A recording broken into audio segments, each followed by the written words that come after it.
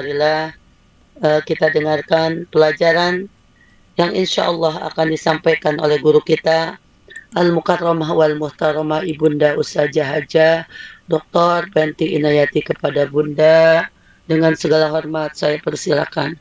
Mangga Bun. Baik, Bun. Bismillah, alhamdulillah, alhamdulillahilladzi hadana lihaza wa ma kunna linahtadiya laula an hadanallah.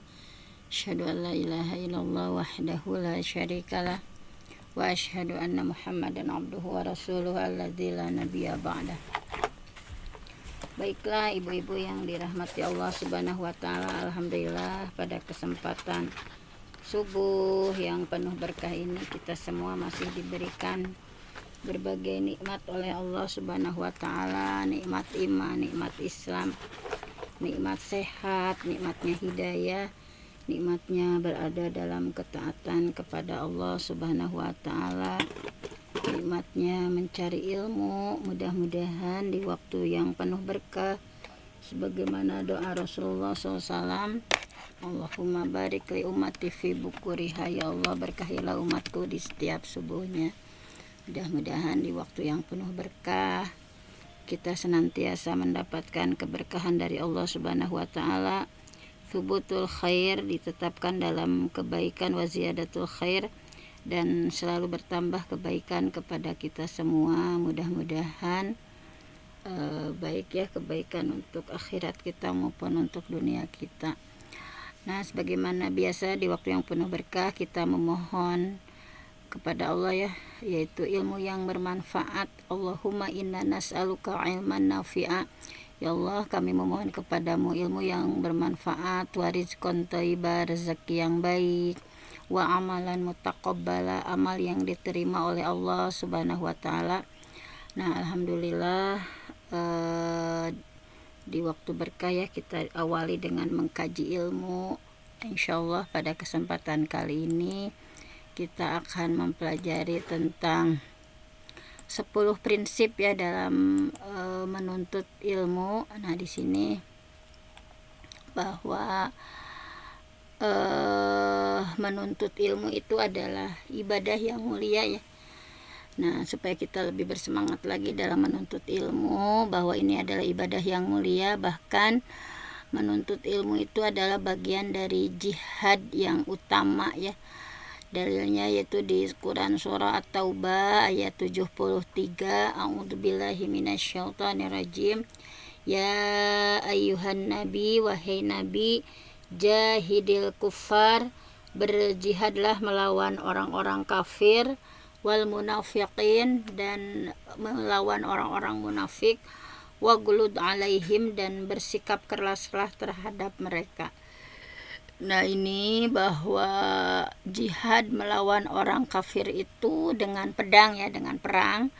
Sedangkan jihad melawan orang munafik adalah dengan ilmu dan hujjah, dengan argumentasi yang tentu saja dibangun di atas Quran dan sunnah Nabi Muhammad SAW. Nah, bahwa Imam Ibnu Qayyim menjelaskan tegaknya agama itu dengan ilmu dan jihad. Oleh karena itu jihad itu ada dua macam. Yang pertama jihad dengan tangan ya, dengan lisan. Nah, misalnya di sini jihad seperti ini banyak yang mampu berpartisipasi ya. Yang kedua adalah jihad dengan hujjah dan ilmu. Nah, jihad ini jihad khusus ya, karena hanya orang berilmu saja yang mampu melakukan. Jadi jihad dengan ilmu ini merupakan jihad yang paling utama karena begitu besar manfaatnya, bahwa apalagi ya sekarang di situasi sekarang banyak tantangan, banyak musuh-musuh Allah gitu ya, bahwa dalam Quran surah Al-Furqan, a'udzubillahi minasyaitonirrajim, fala tuta'il kafirin, maka janganlah engkau ikuti, engkau taati orang-orang kafir, wajahidhum, dan berjihadlah bihi, dengannya ya, untuk menghadapi mereka itu, jihad dan kabiro, dengan Al-Quran, dengan semangat jihad yang besar. Nah, bihi itu dengan Al-Quran ya. Nah, jadi fala tutil kafirin, janganlah engkau taati orang kafir, wajahidhum, dan berjihadlah menghadapi mereka bihi dengannya itu dengan Al-Qur'an, jihad dan kabiro, dengan semangat jihad yang besar. Bahwa sudah kita pahami jihad terhadap orang munafik itu dengan hujjah dengan Al-Qur'an. Nah, Syekh Utsaimin menyampaikan bahwa engkau menyebarkan ilmu itu artinya engkau menyebarkan agama Allah, sehingga engkau termasuk golongan mujahidin di jalan Allah. Jadi ketika kita menyebarkan ilmu, itu adalah menyebarkan agama Allah, dan insya Allah akan termasuk golongan mujahidin di jalan Allah. Karena dengan begitu ya, membuka hati manusia dengan ilmu gitu ya, sebagaimana para mujahidin membuka negeri dengan senjata dan keimanan.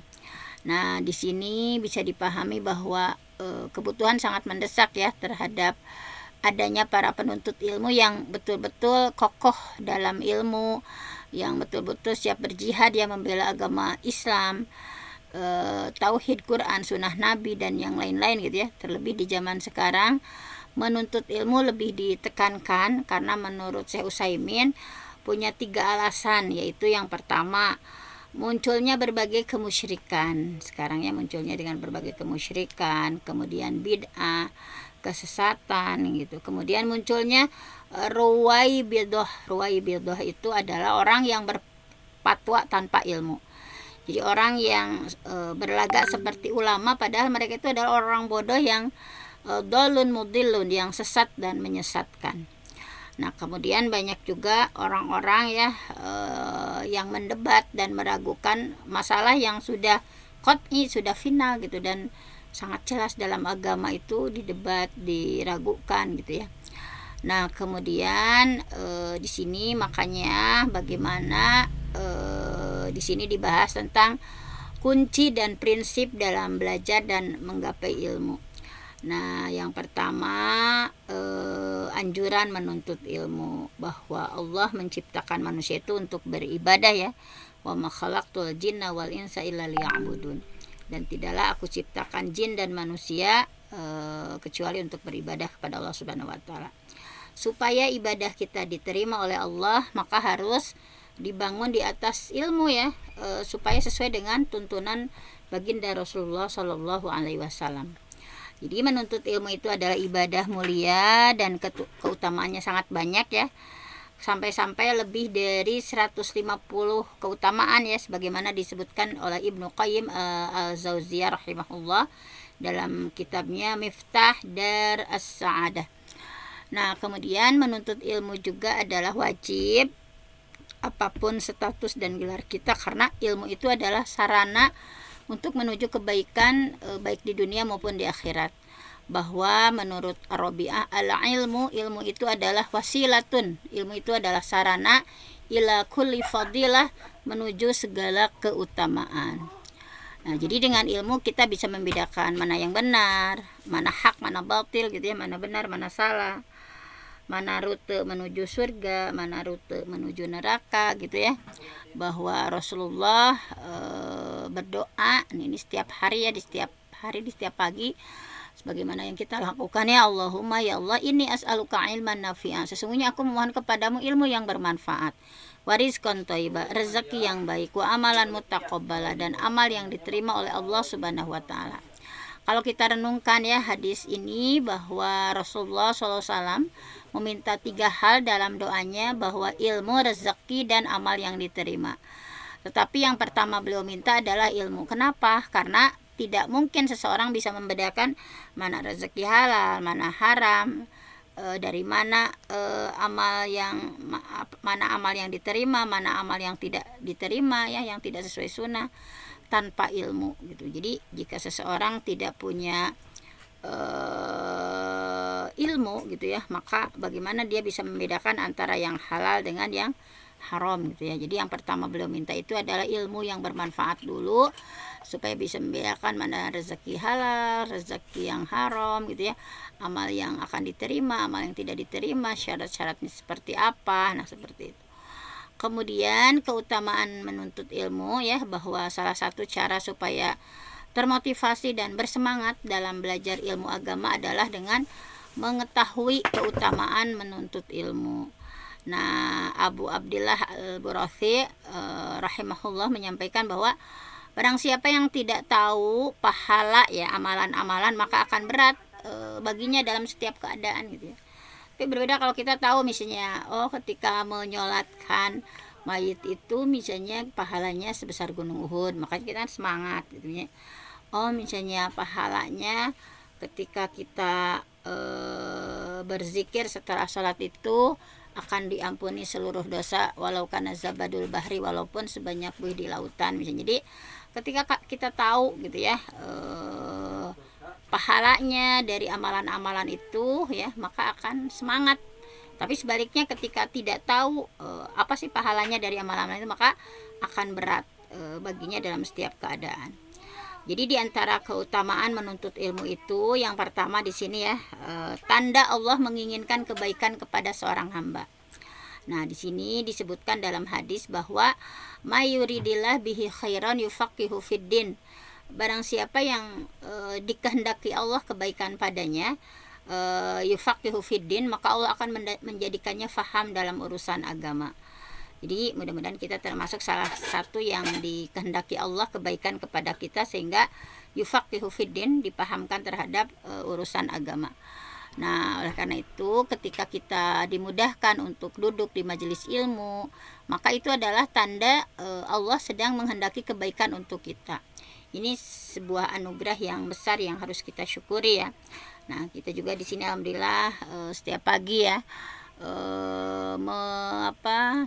menuntut ilmu gitu ya. Setiap pagi kita dengan mudah-mudahan kita salah satu yang dikehendaki Allah diberikan kebaikan dengan dimudahkan untuk kesempatan ya untuk mengkaji ilmu, baik di majelis yang secara tatap muka ataupun seperti ini juga sama ya.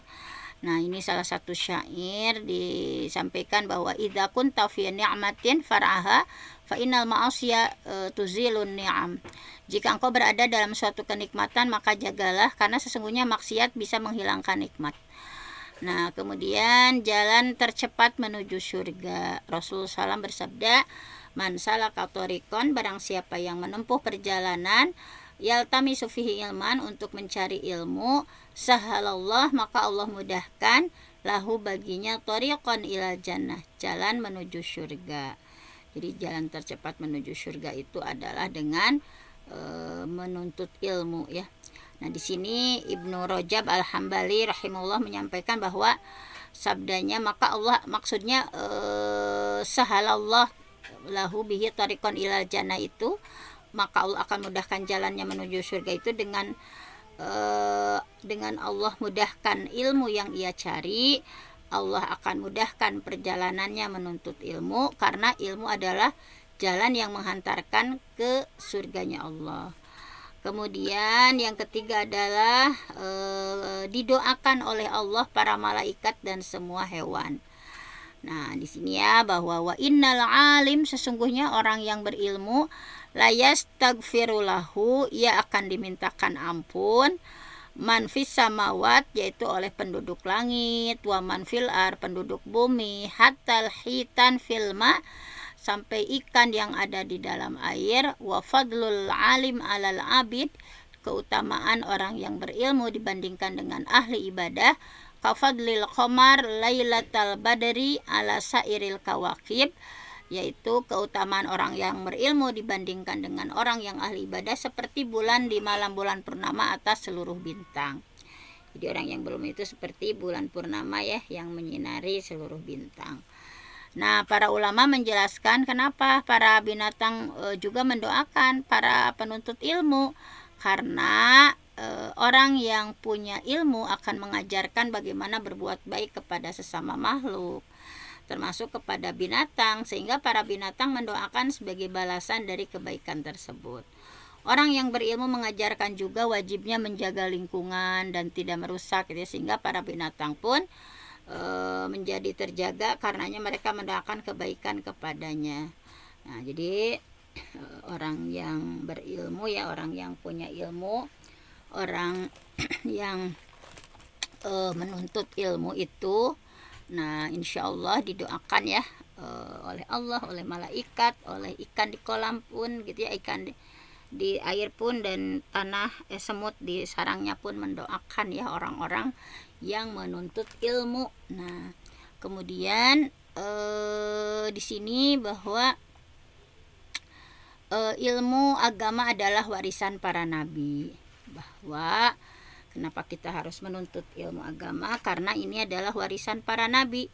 Innal anbiya, sesungguhnya para nabi, lam yuwarithu dinaron, tidak mewariskan dinar, wala dirhaman, tidak mewariskan dirham atau harta, innama warrasul ilma, akan tetapi mereka itu mewariskan ilmu.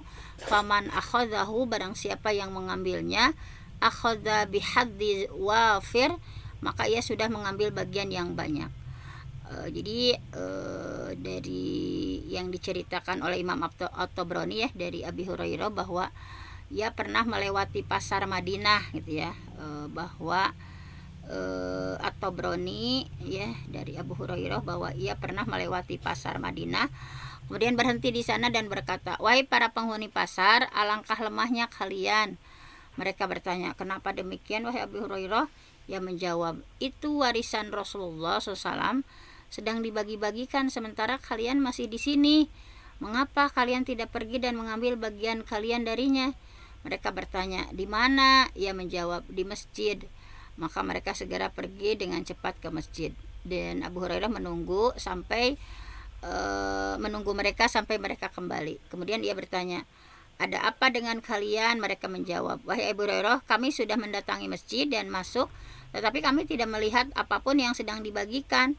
Abu Hurairah bertanya, tidakkah kalian melihat seorang di dalam masjid? Mereka menjawab, tentu kami melihat ada sekelompok orang yang sedang sholat, ada yang sedang baca Quran, ada yang sedang saling berdiskusi tentang halal, tentang haram. Kemudian Abu Hurairah berkata, wa yahkumu fadzalika mirathu Muhammad, celakalah kalian, itulah warisan Nabi Muhammad SAW. Nah jadi tadi ya, bahwa para nabi itu tidak mewariskan harta tetapi mewariskan ilmu. Nah kemudian Allah mengangkat derajat orang yang berilmu baik di dunia maupun di akhirat, bahwa dalam surah Al-Mujadilah ayat 11 ya sudah sangat jelas, a'udzubillahi minasyaitonirrajim, yarfa'illahu allazina amanu minkum wallazina utul ilma darajat, bahwa Allah akan meninggikan derajat orang yang beriman di antara kalian, juga orang berilmu, beberapa derajat. Jadi seseorang yang berilmu punya kedudukan yang tinggi ya, sekalipun secara harta misalnya ia kurang. Misalnya dikisahkan bahwa dulu ada seorang ulama yang cacat dan sering jadi bahan tertawaan gitu ya. Akhirnya ibunya berkata kepadanya, belajarlah ilmu, niscaya Allah akan mengangkat derajatmu. Akhirnya dia belajar ilmu sehingga menjadi seorang alim dan diangkat menjadi seorang hakim di Mekah selama 20 tahun. Nah jadi apabila ada yang berperkara duduk di hadapannya, maka dia akan gemetar gitu ya. Nah seperti itu. Kemudian ada juga kisah yang lain, yaitu ketika Harun ar-Rasyid datang ke kota Rokoh ya, orang-orang pun berbondong-bondong mengikuti ulama besar ya, Abdullah bin Mubarak rahimahullah, hingga terputuslah sendal-sendal gitu ya mereka, dan terputuslah sendal dan debu pun membumbungi tinggi ke udara. Kemudian seorang selir Amirul Mukminin Harun ar-Rasyid mengintip dari atas menara istana kayu, dan ketika ia melihat kerumunan orang itu, ia pun bertanya, siapa ini? Orang-orang menjawab, itu adalah seorang alim dari Khurasan yang baru tiba di Rokoh, namanya Abdullah bin Mubarak. Maka ia pun berkata, hadza wallah, inilah demi Allah, wallah al-mulku ya kerajaan, la mulku Harun alladzi yajma'un nas illa biasyaratin wa a'wan. Demi Allah, kerajaan yang sejati bukan kerajaannya Harun yang tidak bisa mengumpulkan manusia kecuali dengan polisi dan para pembantu. Nah itulah ya keutamaan orang yang berilmu, sampai-sampai dikerubuti seperti itu gitu ya, segitunya gitu. Nah kemudian macam-macam ilmu, bahwa ilmu itu ada dua macam, ada ilmu yang bermanfaat, ilmu yang tidak bermanfaat. Sebagaimana hal ini disebutkan dalam hadis bahwa Rasulullah bersabda, "Salullah, mintalah kepada Allah ilman nafi'a, ilmu yang bermanfaat. Wa ta'awazu, dan mohonlah perlindungan bila kepada Allah min ilmin la yanfa, dari ilmu yang tidak bermanfaat." Nah, dari hadis Nabi ini bahwa ilmu itu dibagi dua, ada yang bermanfaat, ada ilmu yang tidak bermanfaat. Nah, ilmu yang bermanfaat. Jadi ilmu yang bermanfaat itu adalah ilmu dan bersumber dari Quran dan Sunnah yang menjadikan kita bisa beribadah kepada Allah dengan benar gitu ya, yang menghantarkan menuju surga, menyelamatkan dari neraka. Kemudian Syekh Muhammad bin Abdul Wahhab rahimahullah menyampaikan bahwa menuntut ilmu yang bisa menyelamatkan seseorang dari neraka dan memasukkannya ke surga lebih utama untuk dipelajari daripada hal-hal lainnya. Nah, kemudian Ibnu Rajab juga ya menyampaikan bahwa ilmu bermanfaat itu adalah mempelajari Al-Quran, mempelajari As-Sunnah, dan memahami makna kandungan baik Quran ataupun Sunnah dengan pemahaman para sahabat, tabi'in. Demikian juga dalam masalah hukum ya, ini halal, ini haram. Kemudian dalam masalah zuhud, masalah hati, dan yang lainnya. Kemudian ada ilmu yang tidak bermanfaat. Nah, adapun ilmu yang tidak bermanfaat maka terbagi menjadi dua. Yang pertama adalah ilmu yang dilarang oleh agama untuk dipelajari, haram secara mutlak untuk dipelajari dan mengajarkannya ya, seperti ilmu sihir, perdukunan. Nah, ilmu seperti ini memang hanya mengandung madorot dan tidak ada manfaatnya. Wa yata'allamuna ma yadurruhum wala yanfa'uhum. Wa yata'allamun, dan mereka mempelajari ma yadurruhum, apa yang membahayakan mereka, wala yanfa'uhum, dan tidak memberi manfaat kepada mereka. Termasuk juga dalam hal ini adalah ilmu kalam yang merupakan ilmu dengan logika yang bertentangan dengan Quran dan Sunnah ya. Imam Syafi'i menyatakan bahwa al-ilmu bil kalam, mempelajari ilmu kalam, jahlun, adalah kejahilan atau kebodohan. Kedua, ilmu yang tidak diamalkan. Jadi mungkin saja dia pelajari dengan benar yaitu Quran, hadis, tapi sayangnya tidak diamalkan sehingga tidak ada manfaatnya gitu ya. Nah, di sini Abu Hurairah menyampaikan bahwa masalu ilmin, perumpamaan ilmu, layu malu, yang tidak diamalkan, kamasalikan zin, seperti harta ya, seperti harta, layun faku, yang tidak diinfakkan minhu darinya, fisabilillah, di jalan Allah, kemudian azza wa jalla. Nah, jadi perumpamaan ilmu yang tidak diamalkan seperti harta yang tidak diinfakkan di jalan Allah, yaitu tidak ada manfaatnya sama sekali. Nah, Ibnu Qayyim menyampaikan bahwa seandainya ilmu itu bermanfaat tanpa amal, maka tidak mungkin Allah mencela ulama-ulama ahli kitab. Seandainya amal itu bermanfaat tanpa ikhlas, maka tidak mungkin Allah mencela orang-orang munafik. Nah, jadi harus jadi pelajaran untuk kita ya, orang-orang ahli kitab, bahwa mereka itu yang Allah cela ya. Jadi ilmunya tidak diamalkan, mereka paling tahu tetapi tidak diamalkan. Dan orang-orang munafik gitu ya, mereka melakukan tetapi tidak ikhlas gitu ya, dalam artinya tidak ikhlas, sama tidak diterima gitu ya. Nah, kemudian di sini kita berdoa kepada Allah ya, semoga Allah menganugerahkan kepada kita ilman nafi', ilmu yang bermanfaat, dan menjauhkan dari kita ilmu yang tidak bermanfaat. Kemudian di sini tanda ilmu kita bermanfaat, bahwa ilmu itu bukan sekedar banyak hafalan atau luasnya wawasan, tapi ilmu yang hakiki adalah ilmu yang bermanfaat. Imam Syafi'i menyampaikan, laisal ilmu ma hufidha, al ilmu ma nafa'a. Laisal ilmu, ilmu itu laisal ilmu ma hufidha, ilmu yang sesungguhnya bukan yang hanya sekedar dihafal, al ilmu manafa'a, tetapi ilmu yang sesungguhnya adalah yang bisa memberikan manfaat. Bahwa al ilmu manilta faidatuhu wa wajadta barokatahu. Ilmu itu apa yang kau dapati faidahnya dan keberkahannya. Nah, apa tanda-tandanya ilmu yang bermanfaat? Nah, ilmu yang bermanfaat itu punya tanda yang disebutkan oleh para ulama ya. Ini sangat penting untuk introspeksi kita ya, apakah ilmu kita punya tanda-tanda di bawah ini atau tidak. Yang pertama ya, ilmu contoh tanda-tanda ilmu itu bermanfaat, itu yang pertama adalah membuahkan rasa takut kepada Allah. Jadi semakin belajar ilmu agama, semakin merasa diawasi oleh Allah gitu ya, bahwa Ibnu Mas'ud menyampaikan kafa bi khasyatillah ilman, cukup rasa takut kepada Allah sebagai ilmu. Kemudian Imam Ahmad bin Hambal menyampaikan bahwa innamal ilmu khasyatullah, sesungguhnya ilmu itu adalah rasa takut kepada Allah.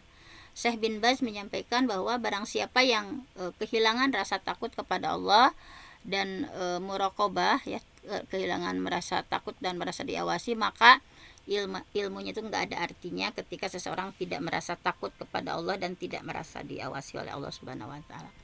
Kemudian yang kedua adalah tandanya membuahkan amal.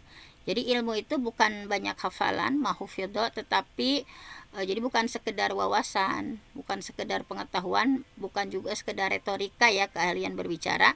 Ilmu itu adalah membuahkan amal ibadah kepada Allah. Dulu Imam Sufyan Ats-Tsauri rahimahullah menyampaikan bahwa ilmu itu dicari supaya kita semakin takwa kepada Allah Subhanahu wa taala. Nah, kemudian yang ketiga adalah mengingatkan kita pada kematian dan akhirat. Makanya orang-orang yang cerdas adalah orang-orang yang selalu ingat kematian dan selalu semangat mempersiapkan bekal untuk setelah kematian. Nah, di sini ya, bahwa Ani bin Umar, hadis diterima dari Abdullah bin Umar radhiyallahu anhu, semoga Allah meridainya, annahu qala, bahasanya dia berkata, kuntu ma'a Rasulillah, keadaanku bersama Rasulullah, fa aja'ahu rajulun minal ansor, kemudian datang laki-laki dari kalangan Ansor, fa sallama 'ala nabi, kemudian mengucapkan salam kepada Nabi. Tsumma qala, kemudian dia menyampaikan, ya Rasulullah, wahai Rasulullah, ayyul mu'minina afdal, mukmin mana yang paling utama? Qala ahsanuhum huluqa, yaitu orang yang paling bagus akhlaknya. Qala fa ayyul mu'minina aqyas, maka mukmin mana yang paling cerdas? Qala aktsaruhum lil maut dzikran wa ahsanuhum lima ba'dahu isti'dadan ulaikal aqyas. Jadi orang yang cerdas itu adalah yang paling banyak mengingat kematian, paling baik mempersiapkan setelah kematian, merekalah orang yang cerdas. Nah, kemudian yang selanjutnya adalah semakin baik akhlaknya. Jadi semakin mempelajari ilmu agama, maka ada perubahan lebih baik di akhlaknya ya, adabnya.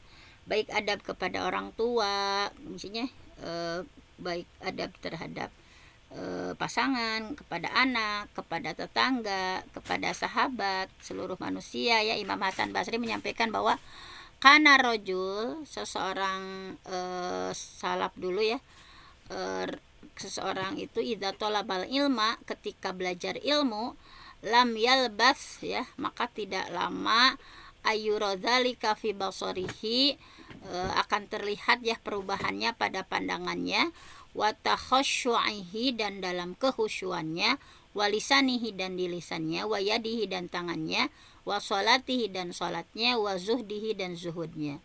Jadi para salafus salih ketika belajar ilmu itu, maka tidak lama dari itu akan terlihat perubahannya ya, baik fi basarihi, pandangannya, takhasyu'ihi, kehusyuannya lebih khusyuk gitu ya, lisanihi, lisannya mampu menjaga lisan dengan baik, yadihi, tangannya, sholati, sholatnya, zuhdihi, zuhudnya gitu ya.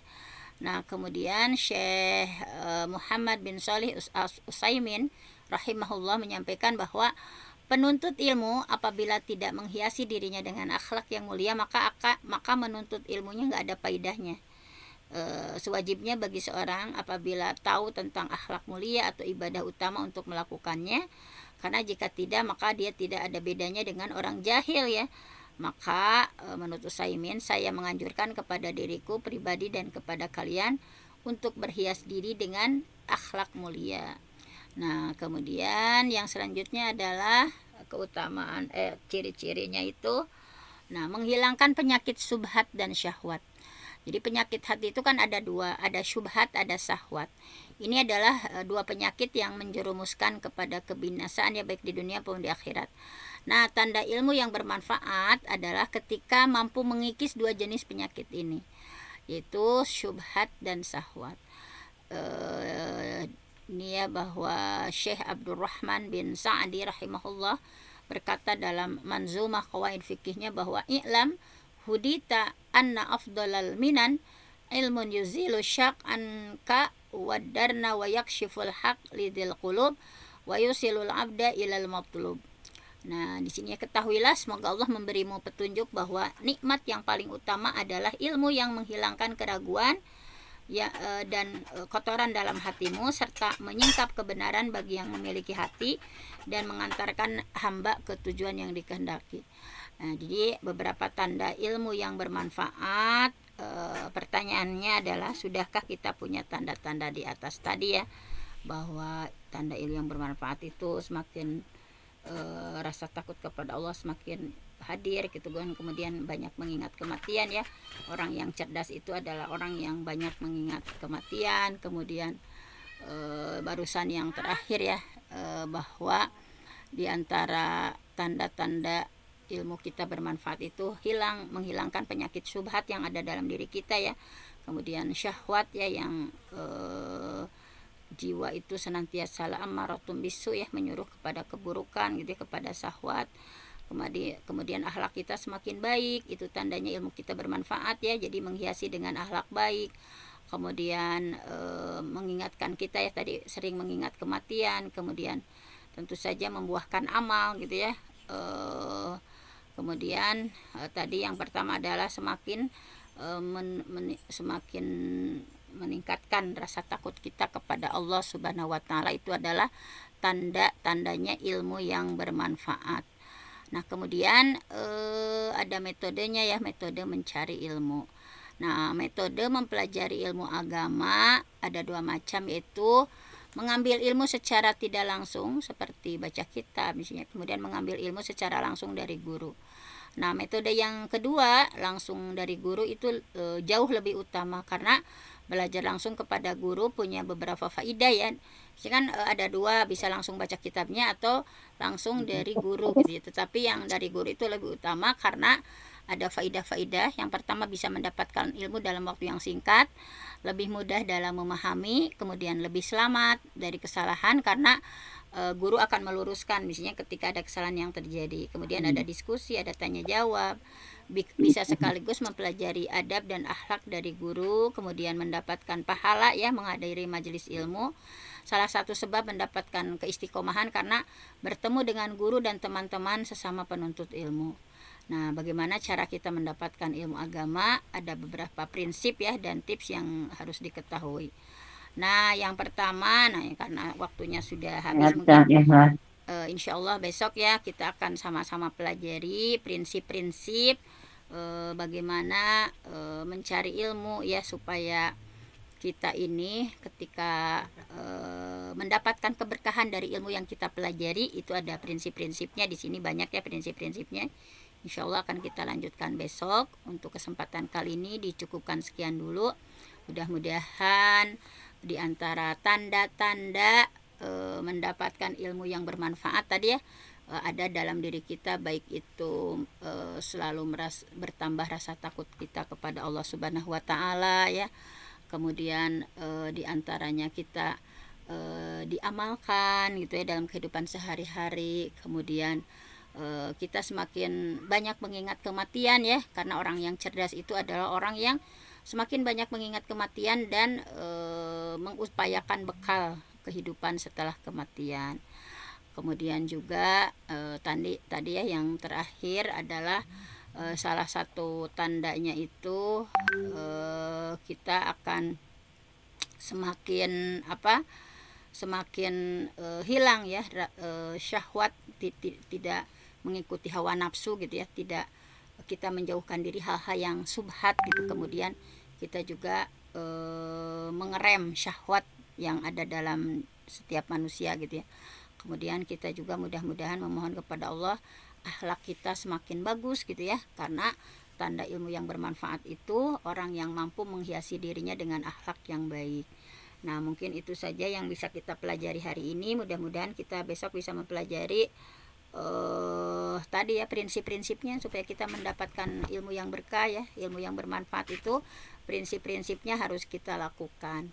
Nah, untuk hari ini insyaallah kita tutup saja ya. Yang benar datangnya dari Allah, yang salah dari saya sendiri. Aqulu qouli hadza wa astaghfirullah li wa lakum.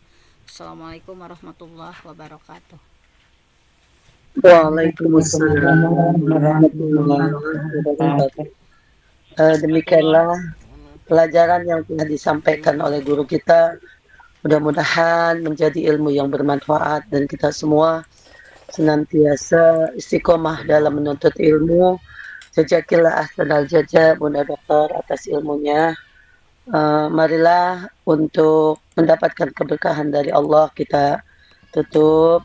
Saya mohon maaf dalam membawakan acara banyak kekurangan, banyak kehilapan. Saya mohon dibukakan pintu maaf yang seluas-luasnya. Marilah sebelum kita tutup dengan salam, kita membaca doa istighfar dan kafaratul majlis. Astaghfirullahaladzim, astaghfirullahaladzim, astaghfirullahaladzim.